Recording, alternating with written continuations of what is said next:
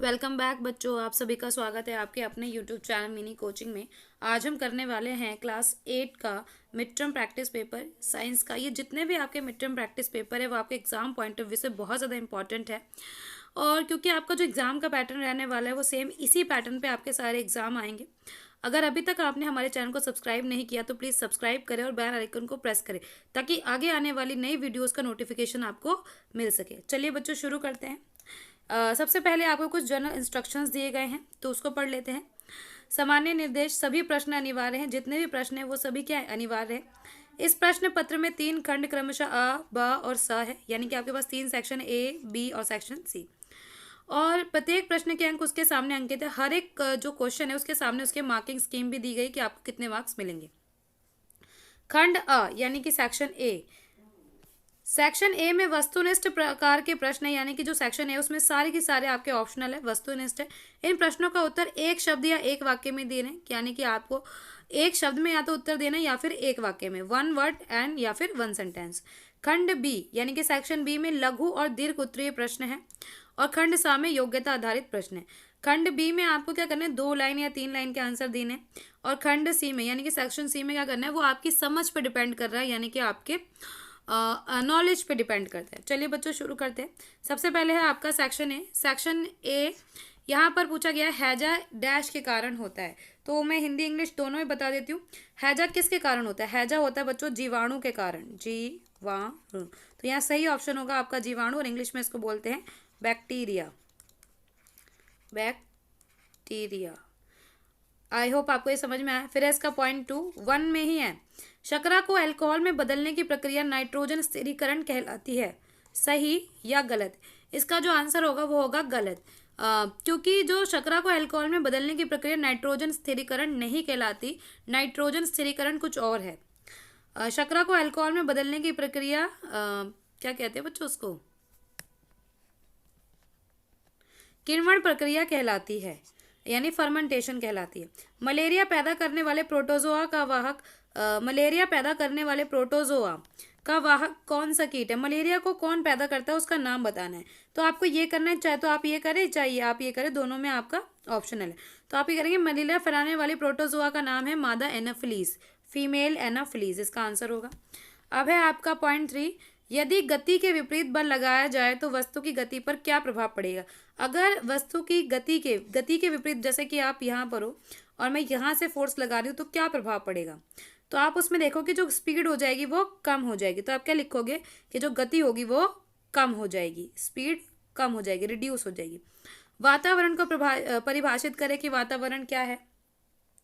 वातावरण हमारे आसपास का घेरा हुआ जितना भी वायुमंडल का क्षेत्र है, जितना भी वो एरिया जो हमें कवर करे हुए, वो सब क्या कहलाता है बच्चों? वातावरण कहलाता है। आप चिंता मत कीजिए, इसके आंसर्स मैं आपको वीडियो के लास्ट में प्रोवाइड करवा दूंगी।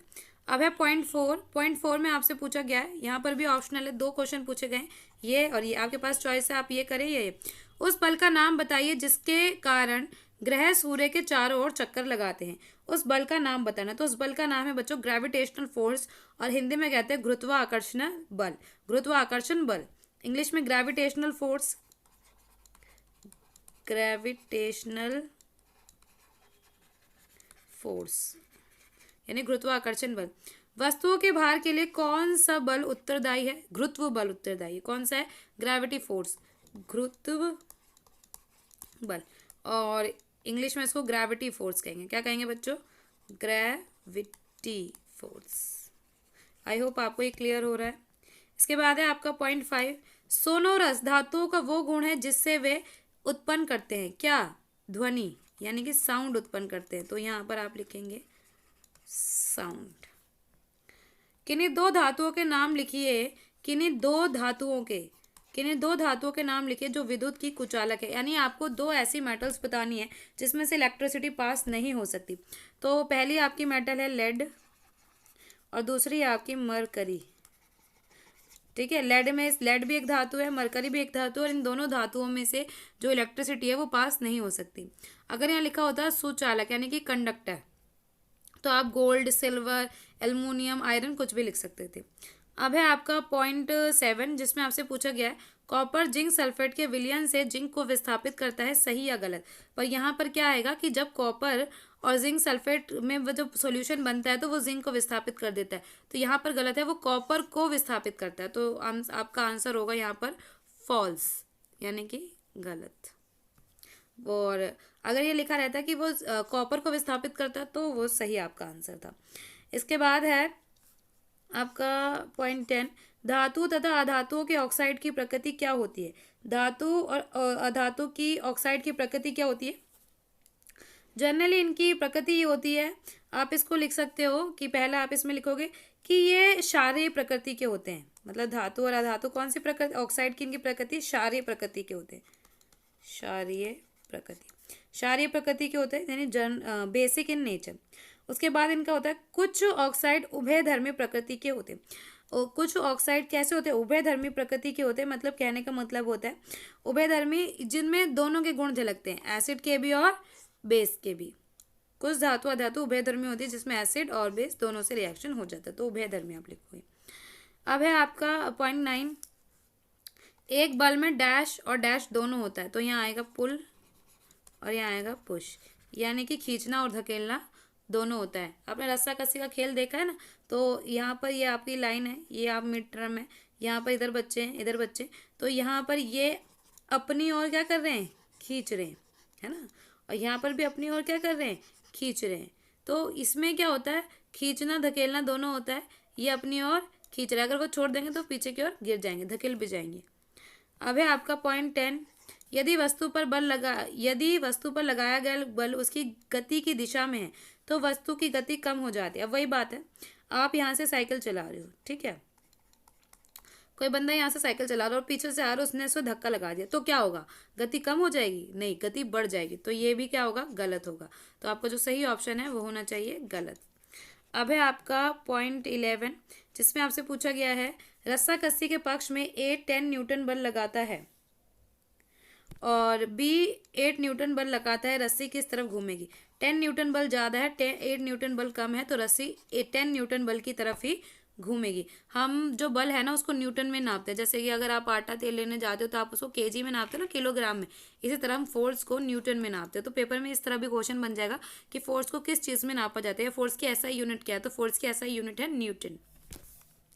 अब है आपका पॉइंट 12, क्या घर्षण बल वायु में गतिमान वस्तुओं पर भी कार्य करता है।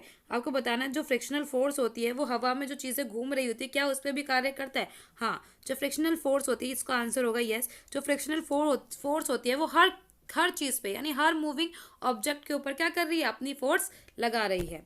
अब है बच्चों आपका सेक्शन बी। तो सेक्शन बी में है आपका क्वेश्चन नंबर 2, 3, 4, 5, 6, 7, 8, 9, कहाँ तक है बच्चों आपके 10, 11, आपके 11 क्वेश्चन तक है। तो आपके इसमें 2 से लेकर 11 तक है। तो शुरू करते हैं। सबसे पहले आपसे इसमें पूछा गया है क्वेश्चन नंबर 2 में, नीचे दिए गए चित्र को ध्यान से देखिए और प्रत्येक के लिए जीव का नाम लिखिए। तो आपको इस चित्र को ध्यान से देखना है और इसके जीव का नाम बताना है। तो पहले वाला जो आपको चित्र दिखाई दे रहा है इसका नाम है बच्चों, इसका नाम है ब्रेड मोल्ड, यानी कि फफूंद। इसको फफूंद भी बोलते हैं, फफूंद, और इंग्लिश में इसको बोलते हैं ब्रेड मोल्ड। इस तरह से आप लिख सकते हो, ब्रेड मोल्ड। अब ये दूसरा, इसको पैरामीशिया बोलते हैं। पैरामीशिया, इसको हिंदी में भी मैं आपको यहाँ लिख के दिखा देती हूँ, पैरामीशिया। इंग्लिश में भी इसको बच्चों पैरामीशिया ही बोलते हैं और हिंदी में भी इसको पैरामीशियम ही बोलते हैं। इंग्लिश हिंदी दोनों में मैं आपको इंग्लिश में भी लिख के दिखा देती हूँ ताकि आपको कोई कन्फ्यूज़न ना हो। ये इंग्लिश और हिंदी दोनों में भी पैरामीशियम, और इसको भी यहाँ पैरामीशियम। ये ब्रेड मोल्ड है, ये पैरामीशियम है। अब है आपका इसका अथवा वाला, आप दोनों में से एक ही कर सकते हैं, या तो आप वो करिए या फिर आप ये करिए। एक प्रतिजैविक का उदाहरण दीजिए तथा इससे उत्पन्न करने वाले जीवाणुओं का नाम भी बताइए। एक प्रतिजैविक यानी कि एक एंटीबायोटिक का नाम बताना है और ये कौन से माइक्रो ऑर्गेनिज्म से उत्पन्न होना है उसका नाम भी बताना है। तो एक का नाम है पेनिसिलिन। क्या है, पेनिसिलिन आप लिख सकते हो, या फिर आप सेप्ट्रोमाइसिन लिख सकते हो, जो भी। मैं आपको दो बता रही हूँ, एक आप पेनिसिलिन लिख दो, पेनिसिलिन, और दूसरा आप सेप्ट्रोमाइसिन लिख सकते हो, क्योंकि आपसे यहाँ एक ही पूछा तो आपको एक ही। अभी पैदा किससे होता है, ये पैदा होता है पेनिसिलियम नोटम, पेनिसिलियम नोटम से ये पैदा होता है। अब है आपका क्वेश्चन नंबर 3, अगर आपने अब बाजार से 1 लीटर दूध लिया है और उसे अपने घर पर पॉस्चराइज करना है तो आप कैसे करोगे? पॉस्चराइज का मतलब होता है कि दूध को सुरक्षित करना है, तो पॉस्चराइजकरण मतलब एक प्रक्रिया होती है, वो आप कैसे करोगे?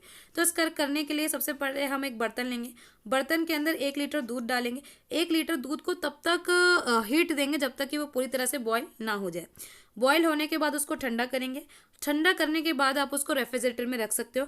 अगर आपके पास रेफ्रिजरेटर नहीं है या हमारे पास रेफ्रिजरेटर की सुविधा नहीं है तो हम उसको क्या करेंगे, कुछ देर बाद यानी कि एक निश्चित समय अंतराल के बाद, जैसे आप 4 घंटे या 5 घंटे का अंतराल ले सकते हो, और आप उसको क्या करोगे, दोबारा ऑयल करोगे। ये पूरी प्रक्रिया आपकी क्या कहलाती है? पॉस्चराइज कहलाती है। आई होप आपको ये समझ में आया।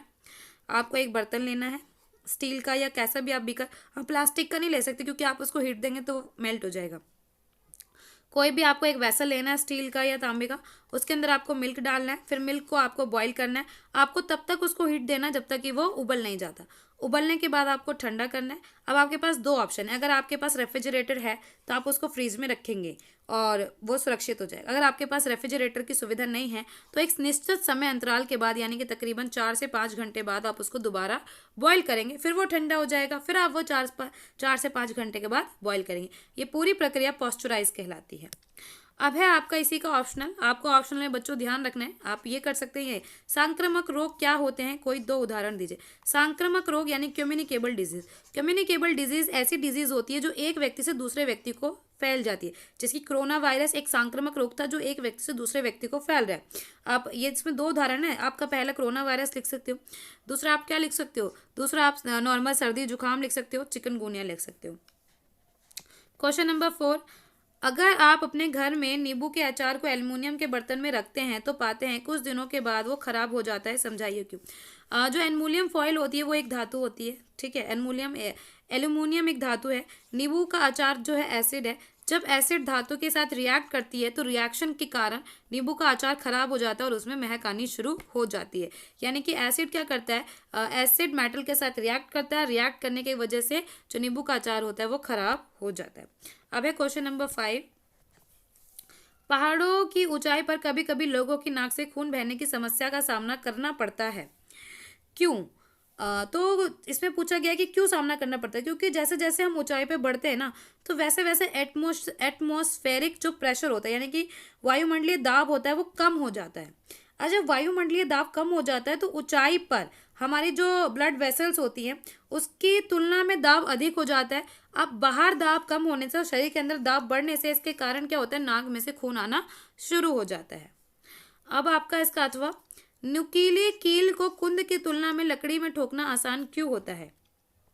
देखो अब यहाँ पर ऐसे ये है कील का पीछे वाला हिस्सा और ये है कील। तो इन्होंने बोला है कि अगर आप यहाँ से ठोकोगे तो आसान हो जाएगा, अगर आप यहाँ से ठोकोगे तो मुश्किल हो जाएगा। क्योंकि यहाँ क्या होता है, जो प्रेशर होता है वो सब पे बढ़ जाता है और यहाँ एक तरफ होगा यानी कि जो पहना हिस्सा है वहाँ प्रेशर एक पे और इसलिए वो आसानी से घुस जाती है दीवार में। पर यहाँ पर जो प्रेशर है वो चारों तरफ बढ़ रहा है और इसलिए उसको दीवार में ठोकना मुश्किल हो जाता है। अब है आपका क्वेश्चन नंबर 6 जिसमें आपसे पूछा गया है किसी वस्तु की गति की स्थिति में किसी वस्तु की गति की स्थिति को धक्का या खींचना दोनों द्वारा बदलने की स्थिति के दो दो उदाहरण दीजिए। तो आपको दोनों उदाहरण देने कि किसी वस्तु की स्थिति को धकेलना है और आपको खींचना है। तो आप धकेलना, जैसे आप क्या किस चीज़ को क्या करते हो, धकेलते हो या खींचते हो? हम डोर को खींचते हैं, किसी दराज को खींचना, ठीक है। रस्सा कसी खेल में हम रस्सी को खींचते हैं। धक्का हम किसको देते हैं? तो आपको दोनों बताने।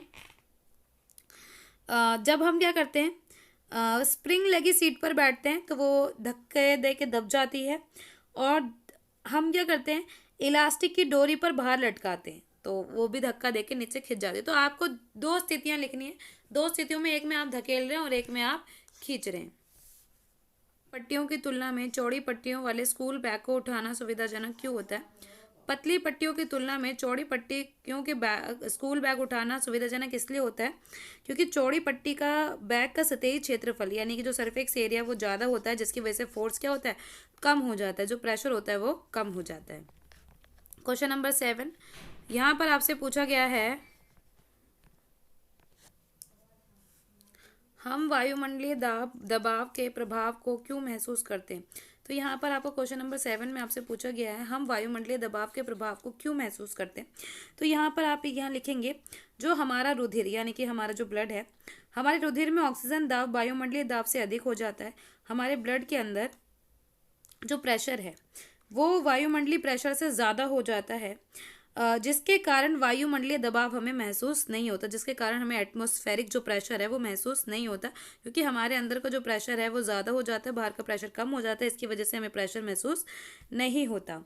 अब यहाँ पर इसका अथवा वाला क्वेश्चन है, दाब कैसे बदलेगा अगर। अब इसमें पूछा कि प्रेशर कैसे चेंज होगा अगर। अब यहाँ पर आपसे दो स्थितियाँ हैं।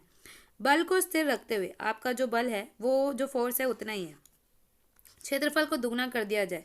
अगर फोर्स उतना ही है, क्षेत्रफल दुगना हो जाए, यानी कि पहले इतने हिस्से पे फोर्स लग रहा था, अब इतने हिस्से पे फोर्स लग रहा है, तो क्या हो जाएगा, तो हमें ऐसा लगेगा कि जो फोर्स है वो कम हो गया, क्योंकि अब ये जो प्रेशर है वो हर तरफ क्या हो रहा है, बट रहा है। अब है क्षेत्रफल को स्थिर रखते हुए, अब क्षेत्रफल इतना ही है और बल को दुगना कर दिया जाए। जो फोर्स था पहले इतना था, फोर्स इतना हो गया, दुगना हो गया, तो क्या हो जाएगा, तब ऐसा लगेगा कि फोर्स बहुत ज़्यादा बढ़ गया, प्रेशर बढ़ जाएगा। पट्टी तो उतनी है पर प्रेशर क्या हो जाएगा, बढ़ जाएगा। तो यहाँ पर प्रेशर बढ़ जाएगा और यहाँ पर प्रेशर घट जाएगा। अब है आपका क्वेश्चन नंबर 8, जिसमें आपको क्या करना है, मिलान करना है। तो निमोनिया, खांसी और एड्स, वायरस, बैक्टीरिया, वायरस, तो आपको इसको मैच करना है। निमोनिया होता है बच्चों बैक्टीरिया की वजह से, तो निमोनिया पे हम जाएंगे बैक्टीरिया पे। खांसी होती है वायरस की वजह से और एड्स भी होता है वायरस की वजह से। तो आपका ये मैचिंग हो गया। इसके बाद है आपका क्वेश्चन नंबर 9। क्वेश्चन नंबर 9 में आपको क्या बताना है बच्चों, यहाँ पर कारण देने, यानी कि कारण। क्वेश्चन नंबर 9 में आपको कारण, एल्युमिनियम फॉयल का उपयोग खाद्य पदार्थों को लपेटने के लिए किया जाता है। तो यहाँ बताना है कि क्यों किया जाता है। एल्युमिनियम फॉयल चमकदार सतह इसलिए होती है जो गर्मा गर्म खाने की ऊष्मीय विकिरण को अंदर की ओर परावर्तित कर देर तक गर्म रखती है। तो यहाँ पर खाने एल्युमिनियम फॉयल का उपयोग खाद्य पदार्थों को लपेटने के लिए इसलिए किया जाता है क्योंकि जो एल्युमिनियम की फॉयल होती है वो खाने को लंबे समय तक सुरक्षित रखती है। अब जब हमने गर्मा गर्म खाना रखा तो खाने से एक भाप निकलती है, तो भाप जाके इससे टकराती है, चमकदार पन्नी होने के कारण वो भाप दोबारा ही खाने से टकराती है, जिसकी वजह से खाना लंबे समय तक गर्म रहता है। और इसका इस्तेमाल हम खाद्य पदार्थों को लपेटने के लिए करते हैं, किसका, एल्युमिनियम फॉयल का। द्रवों को गर्म करने के लिए विसर्जन छेड़े धात्विक पदार्थों से बनी होती है। विसर्जन छड़ें धात्विक पदार्थों से बनी होती है, क्योंकि जो धात्विक पदार्थें होती हैं वो अच्छी सुचालक होती हैं ऊष्मा की। द्रव को गर्म करने के लिए अच्छे चालन वाली धातु की छड़ का ही प्रयोग किया जाता है। और किसी भी द्रव को यानी किसी भी लिक्विड को गर्म करने के लिए एक अच्छी छड़ वाली धातु का ही इस्तेमाल किया जाता है, और ये हीट की सुचालक होती है। इसमें से जो हीट होती है वो आसानी से पास हो जाती है, तो आप लिखोगे क्योंकि ये ऊष्मा की सुचालक होती है। कॉपर जिंक को उसके लवण के विलयन से विस्थापित नहीं कर सकते। कॉपर जो होता है ना, जो जिंक होता है वो क्रियाशील होता है और कॉपर उससे कम क्रियाशील होता है। इसी वजह से जो जिंक होता है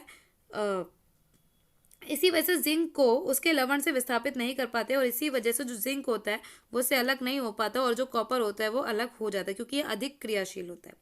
जो अधिक क्रियाशील होगा वो विस्थापित हो जाएगा और जो कम क्रियाशील होगा वो विस्थापित नहीं हो पाता। आपका पॉइंट डी, सोडियम और पोटेशियम को मिट्टी के तेल में संग्रहित किया जाता है। सोडियम और पोटेशियम बहुत ज़्यादा अभिक्रियाशील होते हैं, तो इसको अभिक्रियाशील का मतलब ये हाईली रिएक्टिव होते हैं और ये नेचर में आते ही तुरंत ही आग पकड़ लेते हैं, और इसके कारण ही इनको मिट्टी के तेल में संग्रहित किया जाता है।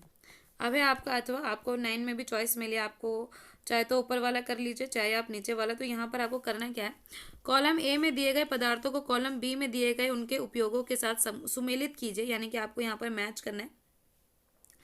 तो कॉपर से क्या बनेगा, कॉपर से बनती है बच्चों बिजली की तारें। चांदी से बनते हैं बच्चों आभूषण। और CuC कॉपर हाइड्रोक्साइड होता है आपका क्षार। कॉपर हाइड्रोक्साइड होता है आपका क्षार। तो यहाँ पर क्षार तो मुझे नजर आ ही नहीं रहा, कोई बात नहीं। HNO3 होता है आपका एसिड, तो आप इधर एसिड पे चले जाए। सल्फर बच्चों आपको क्या होता है, सल्फर होता है आपका अधातु, ये अधातु। लोहा से आपकी क्या बना सकते हैं, लोहे से हमारा हेमोग्लोबिन बनता है, तो CHO आधार। आधार का मतलब होता है ये बच्चों बेस, यहाँ पर आएगा बेस यानी कि क्षार। यहाँ हिंदी में लिखने में गलती है, मैं यहाँ लिख देती क्षार। अब है आपका क्वेश्चन नंबर 10। तो यहाँ पर आपसे पूछा गया है, निम्नलिखित स्थितियों में बल लगाने के लिए, निम्नलिखित स्थितियों में बल लगाने वाले एजेंट और उस वस्तु की पहचान करें जिस पर वह कार्य करता है। प्रत्येक स्थिति में बल के प्रभाव का उल्लेख भी कीजिए। नींबू का एक टुकड़ा उंगलियों के बीच निचोड़कर उसका रस निकालें। तो आपको बताना है। इस क्वेश्चन में आपसे बच्चों पूछा गया है कि आपको कहाँ आपका मतलब क्या चीज़ तो बल लगा रही है और किस चीज़ के ऊपर उसका प्रभाव प्रेशर क्या पड़ रहा है। तो नींबू का टुकड़ा उंगलियों के बीच निचोड़ कर उसका रस निकाला जाता है। तो नींबू का जब हम टुकड़ा निचोड़ते हैं तो जो हमारी उंगलियां होती है वो उस पर फोर्स लगाती है और नींबू के ऊपर क्या पड़ता है, प्रेशर पड़ता है। तो उंगलियों ने बल लगाया और प्रेशर किसके ऊपर पड़ा, नींबू के ऊपर। टूथपेस्ट ट्यूब से पेस्ट निकाला, तो उंगलियां क्या कर रही है, टूथपेस्ट के ऊपर प्रेशर लगा रही है और जो पेस्ट हो रहा है उसके ऊपर दबाव पड़ रहा है। एक स्प्रिंग से लटका हुआ भार जबकि उसके द्वारा सिरा दीवार से लगे हुक पर होता है। तो लटके भार द्वारा गुरुत्वीय बल का लगाना, तो यहाँ पर है लटके भार द्वारा गुरुत्वीय, जो भार लटका हुआ है स्प्रिंग है उस पर गुरुत्वीय बल लग रहा है, यानी कि वो नीचे की ओर आ रहा है। एक गुरुत्वीय बल वो होता है, पृथ्वी ना हर चीज को अपनी तरफ खींचती है। आप कुछ भी चीज ऊपर फेंको वो नीचे ही आएगी, क्योंकि पृथ्वी में ना एक ऐसी शक्ति है जो चीजों को अपनी ओर खींचती है। ये जो शक्ति, इसी को हम गुरुत्वीय बल बोलते हैं, ग्रेविटी फोर्स बोलते हैं। अब है आपका प्रश्न 11, निम्नलिखित का उत्तर दे। आपको इसके उत्तर देने हैं। एक बल के लगने के लिए कितनी वस्तुएं मौजूद होनी चाहिए। एक कभी भी बल लगाना तो दो वस्तुएं चाहिए, एक वो जिस पे बल लग रहा है, दूसरी वो जो बल लगा रही है। ठीक है, दो वस्तुएं तो होनी चाहिए, एक वो जिस पे बल लगेगा, दूसरी जो बल लगाई, न्यूनतम दो। दो दोस्त ए और बी एक ही दिशा में एक बॉक्स पर 2 न्यूटन और 4 न्यूटन का बल लगा रहे, उनके द्वारा लगाया गया कुल बल कितना होगा। दोनों बल लगा रहे हैं, ये एक बॉक्स है, इस तरफ से तो दोस्त है वो 4 न्यूटन बल लगा रहा है, इस तरफ से एक दोस्त है 2 न्यूटन बल लगा रहा है। तो दोनों ने कितना बल लगाया, तो दोनों ने 6 न्यूटन बल लगाया। आप जोड़ देंगे, 2 न्यूटन और 4 न्यूटन जमा होगा 6 न्यूटन। क्या घर्षण बल वायु में गतिमान वस्तुओं पर भी कार्य करता है, तो यहाँ पर आएगा हाँ, घर्षण बल वायु में गतिमान वस्तुओं पर भी कार्य करता है। अब है आपका सेक्शन सी। सेक्शन सी बच्चों आपका अंडरस्टैंडिंग बेस है। आपको एक पैराग्राफ दिया गया है, ये पूरा पैराग्राफ आपको रीड करना है। रीड करने के बाद आपको कुछ क्वेश्चंस के इसमें आंसर देने हैं। चलिए बच्चों शुरू करते हैं। इसको पहले पढ़ लेते हैं। इसको यहाँ पर है आपका, सूक्ष्म जीव हमारे जीवन में निम्नलिखित प्रकार से उपयोगी होते हैं। जीवाणु मृत पौधों और जानवरों के क्षय का कारण बनते हैं, जो कि वातावरण को स्वच्छ रखने में सहायक है। नाइट्रोजन स्थिरीकरण करने वाले जीवाणु वायुमंडलीय नाइट्रोजन को नाइट्रेट में बदल देते हैं। तो नाइट्रोजन स्थिरीकरण करने वाले जीवाणु नाइट्रोजन को नाइट्रेट में बदल देते हैं। बैक्टीरिया का उपयोग सिरका, दही, पनीर आदि के उत्पादन में किया जाता है। बैक्टीरिया का उपयोग सीवेज निपटान संयंत्रों में किया जाता है। अन्य सूक्ष्म जीव जैसे विषाणु, कवक, यीस्ट आदि का प्रयोग मूल्यवान चिकित्सक, कृषि और औद्योगिक उत्पादों के उत्पादन में भी किया जाता है, जैसे एंटीबायोटिक्स, बेवरेज में अल्कोहल और बेकिंग उद्योगों में भी उपयोग किया जाता है। तो हमने ये पैराग्राफ पढ़ा। अब इस पैराग्राफ से रिलेटेड आपके पास तकरीबन 4 प्रश्न हैं और उन चारों प्रश्नों के आपको उत्तर देने हैं। पहले वाले प्रश्न में आपसे क्या पूछे, वे सूक्ष्म जीव जो अपने पोषण के लिए मृत और सड़ने वाले कार्बनिक पदार्थों को खाते हैं वो क्या कहलाते हैं। जो मृत और सड़ने वाले कार्बनिक पदार्थों को खाते हैं वो कहलाते हैं आपके मृत जीवी, यानी कि सेप्रोट्रॉप्स। तो आपका इसका सही आंसर होगा मृत जीवी। जो सड़े गले और बेकार पदार्थों को खाते हैं ना, खराब पदार्थों को, तो ऐसे जीवों को हम मृत जीवी कहते हैं। अब इसका सेकंड पॉइंट है आपका, वह जीवाणु जो वायुमंडलीय नाइट्रोजन को नाइट्रेट्स में परिवर्तित कर देता है उसका नाम क्या है। उसका नाम है राइबोजियम। लैक्टोबैसिलस बेटा दही बनाने में काम आता है, तो आप याद रखना, अगर इसकी जगह दही बनाने की प्रक्रिया आ जाती तो आपका सही आंसर यहाँ पर लैक्टोबैसिलस होता, पर क्योंकि आपसे नाइट्रोजन स्थिरीकरण में पूछा है तो उसका आंसर होगा राइबोजियम। अब है आपका पॉइंट 3, दूध से दही और पनीर का उत्पादन जिस जीवाणु द्वारा होता है वह कहलाता है लैक्टोबैसिलस। मैंने अभी बताया कि दूध से दही बनने की प्रक्रिया में लैक्टोबैसिलस बहुत ज़्यादा आवश्यक है। अब है आपका पॉइंट 4।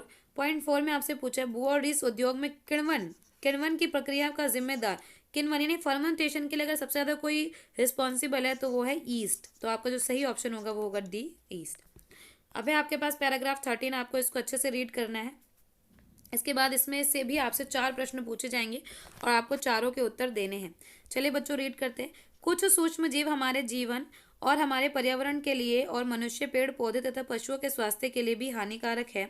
सूक्ष्म जीव मनुष्य, पौधों और जानवरों में बीमारियों का कारण बनते हैं।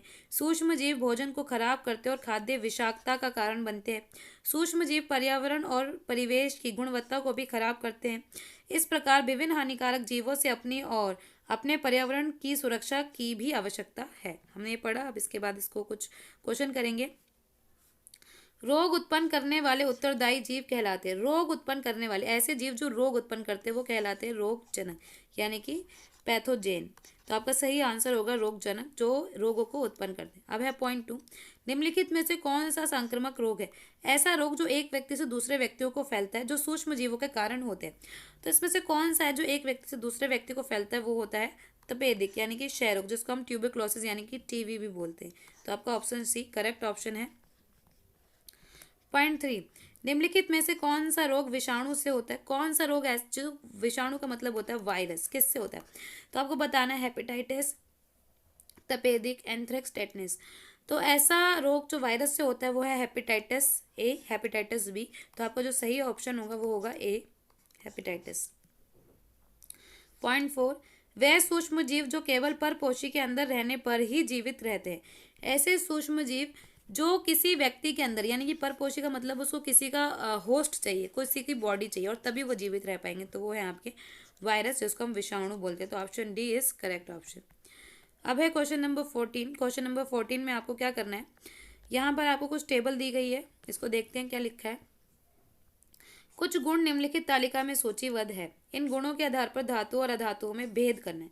तो कुछ हमें दिए गए हैं और उसके आधार से हमें क्या करना है, भेद करना है। तो यहाँ पर हम इसको करते हैं। कठोरता यानी कि हार्डनेस, आघात, वर्त्यता, तन्यता अथवा ऊष्मा एवं विद्युत का संचालन। तो धातु में कैसा होता है और अधातु में कैसा होता है? तो अब इसके सवालों पे आ जाते हैं।